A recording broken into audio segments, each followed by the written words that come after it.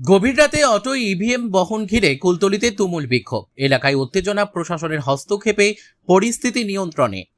দক্ষিণ 24 পরগনার কুলতলি এলাকায় গভীর রাতে প্রবল বৃষ্টির মধ্যে অটোরিকশায় ইভিএম মেশিন নিয়ে যাওয়াকে কেন্দ্র করে চাঞ্চল্য ছড়ালো। অভিযোগ, কোনো প্রশাসনিক নিরাপত্তা ছাড়াই অটোই করে ইভিএম বহন করা হচ্ছিল। এই ঘটনাকে ঘিরে বিজেপি কর্মীরা প্রায় 1.5 ঘন্টা ধরে বিক্ষোভ দেখান এবং অটোটি ঘিরে রাখেন। বিজেপি কর্মীদের দাবি, তৃণমূলের মদতে ইভিএম মেশিনগুলি বদলানোর উদ্দেশ্যে নিয়ে যাওয়া হচ্ছিল। যদিও এই অভিযোগের বিষয়ে তৃণমূল কংগ্রেসের পক্ষ থেকে এখনো পর্যন্ত কোনো প্রতিক্রিয়া মেলেনি।